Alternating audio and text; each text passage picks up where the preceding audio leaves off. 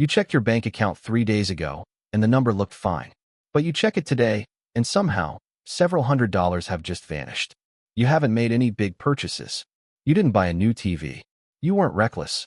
You paid your bills, bought some groceries, and maybe grabbed lunch a few times. Nothing memorable. And yet, the money is gone. You scroll through your transactions trying to figure out where it went. $14 here. $31 there. $18 for something you've already forgotten. Each transaction is meaningless on its own, but together, they've drained your account before the month is halfway over. Here is what makes this so frustrating. You aren't living beyond your means in any dramatic way. You're just bleeding money through 1,000 tiny cuts you barely notice making. And the solution to this isn't willpower.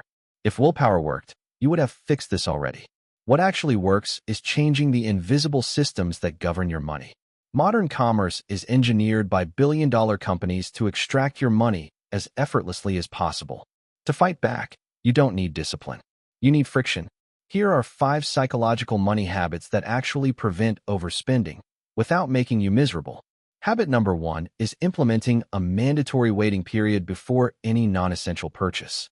This single habit prevents more overspending than almost anything else because it targets the root cause: impulse. The majority of regretted purchases happen within minutes of first seeing something.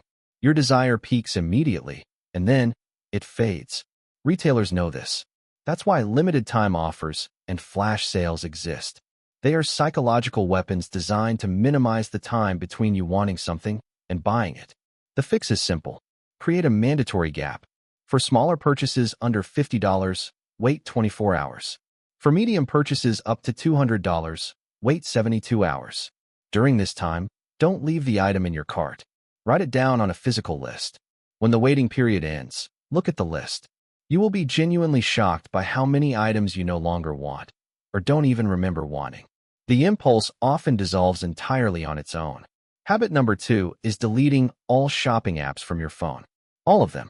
This might sound extreme, but your phone is the ultimate frictionless environment.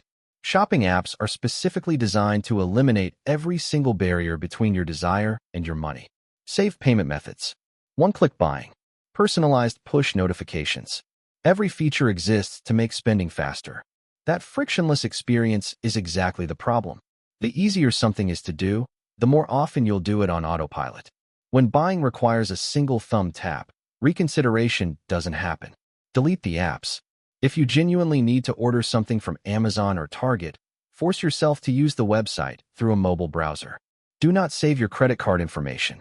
Force yourself to get up, find your physical wallet, and type the numbers in manually. That extra friction creates the mental space for consideration that the apps deliberately stole from you. Habit number 3 is calculating cost per use before any significant purchase. This simple math reframes how your brain evaluates value, and it often completely flips your initial instincts. Here's how it works. Take the price of the item and divide it by how many times you will realistically use it. A $200 high-quality jacket that you wear 100 times costs $2 per use. A cheap, $50 trendy jacket that you wear exactly once for a party costs $50 per use. The cheaper jacket is actually the more expensive choice. Running this math in your head stops the accumulation of cheap, impulse purchases that individually seem harmless, but collectively drain your bank account. It kills the "oh, it's only $15" excuse instantly. Habit number 4 is the one-in, one-out rule for physical purchases. For every new physical item you bring into your home, one similar item must leave. Buy a new shirt? You must donate or sell an old shirt.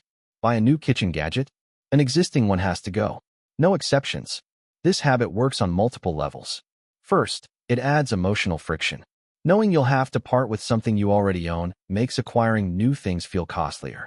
Second, it forces you to consciously evaluate if the new item is actually better than what you're replacing. And finally, it prevents you from buying organizational bins to store stuff you shouldn't have bought in the first place. The 5th and final habit is checking your account balance every single morning. Not to obsess over money, not to create anxiety, simply to maintain ambient awareness. Most people check their accounts sporadically, usually only when they think they should, or when they're terrified a card might decline. This means they spend most of the month totally blind to their financial reality. A daily balance check takes exactly 10 seconds. Open your banking app first thing in the morning. Before email, before social media. Look at the number. Note whether it's higher or lower than yesterday. That's it. This creates a baseline awareness that quietly influences your behavior all day long. When you know exactly where you stand, spending decisions become conscious. It makes your financial reality impossible to ignore.